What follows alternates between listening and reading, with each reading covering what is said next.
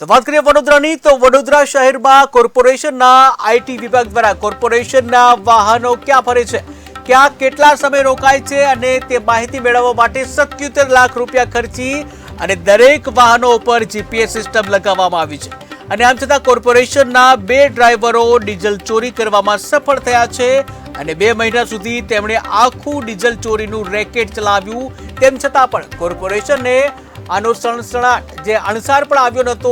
આટલું જ થવા છતાં પણ અને અંતે એસઓજી દ્વારા બાતમીના આધારે આખું ડીઝલ ચોરીનો કૌભાંડનો પર્દાફાશ કરવામાં આવ્યો.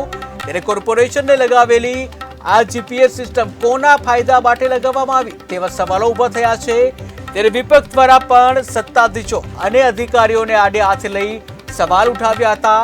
ત્યારે વડોદરા મહાનગરપાલિકાએ 77 લાખ રૂપિયાનો જીપીએસ સિસ્ટમ અપનાવી હતી. જો કે આમ છતાં પણ આ વાહનોનું મોનિટરિંગ થયું નહીં અને આખી સિસ્ટમ નિષ્ફળ નીવડી.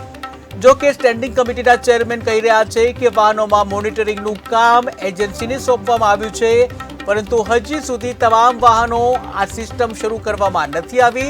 આગામી સમયમાં તમામ વાહનોનું મોનિટરિંગ કરીને ડીઝલ ચોરી જેવી ઘટનાઓ પર નજર રાખવામાં આવશે.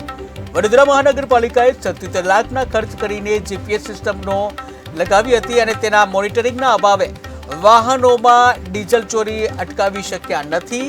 ત્યારે આ સિસ્ટમનો યોગ્ય ઉપયોગ કરી જનતાના વેરાના નાણાં બચે તેવી આશા રખાઈ રહી છે.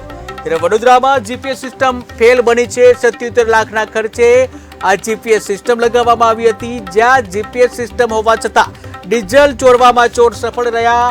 એસઓજી પોલીસે ઝડપ્યું ડીઝલ ચોરીનું સમગ્ર કૌભાંડ. તમામ વ્હીકલો પર થોડા સમય પહેલા જ જીપીએસ ડિવાઇસ લગાડવામાં આવ્યા છે. જીપીએસ ડિવાઇસના પ્રારંભિક રિપોર્ટો પણ આવી રહ્યા છે, જેમાં પેટ્રોલ અને માઇલેજ કેટલું વાહન ચાલ્યું એમાં નાની મોટી ડિસ્ક્રિપન્સી નોંધાઈ રહી છે.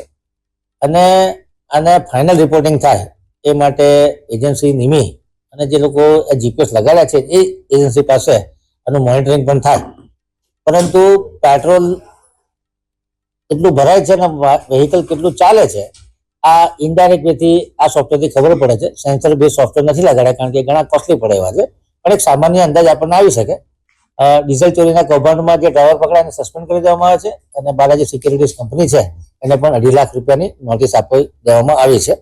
એ તાત્કાલિક સ્ટેપ લેવાય અને આ જે રીતની ગેરરીતિ ચાલે છે એની પર કડકમાં કડક પગલાં લેવાય. એટલે આજે મિકેનિકલ ડિપાર્ટમેન્ટ, વેહિકલ પુલ અને આઈટી ડિપાર્ટમેન્ટ તથા સિટી એન્જિનિયર તમામ સાથે ચર્ચા વિચારણા કરી છે કે ભાઈ આ બાબતમાં, કારણ કે ચારે બાજુ ચોરીઓ તો થાય છે, એટલે જીપીએસ સિસ્ટમનો મતલબ શું થયો? સવાલ એ છે કે તમે ચોરી કરતા પકડાય બી તમે તો પકડ્યા જ નથી. કોર્પોરેશનના વિજિલન્સ ડિપાર્ટમેન્ટ કે સમથિંગ ડિપાર્ટમેન્ટમાં પકડ્યું નથી કારણ કે આપણે કોન્ટ્રાક્ટ આપ્યું છે. જો તમે ના પકડ્યું અને જીપીએસ બી નહીં પકડી શકે તો આટલા બધા કરોડો રૂપિયા ખર્ચો કરવાની જરૂર શું છે? પહેલાં તમને એવું બતાડેલું કે ગાડી જ્યાં જ્યાં ફરશે તેનો રૂટ બતાડશે, એને જોઈ શકશો. એવું તો કશું દેખાતું નહીં અમને. તો અને પાછું બહાદુરી મારે છે 2 લાખનું દંડ કર્યું. એટલે ભાઈ કોન્ટ્રાક્ટ જ કેન્સલ કરવો પડે. 2 લાખનો દંડ નહીં, ચોરી કરતાં પકડાય એટલે બ્લેક લિસ્ટ જ કરવું જોઈએ. તો બ્લેક લિસ્ટ તો કર્યું નથી, એટલે 2 લાખ આપીને છૂટી જાય એટલે ચોરી વધારે કરવાનું. એટલે મારો કહેવાનો ભાવાર્થ એ છે કે ભાઈ સિસ્ટમ એવી હોવી જોઈએ કે તમે જે પ્રમાણે કીધેલું એ પ્રમાણે હોવું જોઈએ. જો જીપીએસ સિસ્ટમ ના ચાલતું હોય તો 2 લાખનું દંડ કેમ? વડોદરાના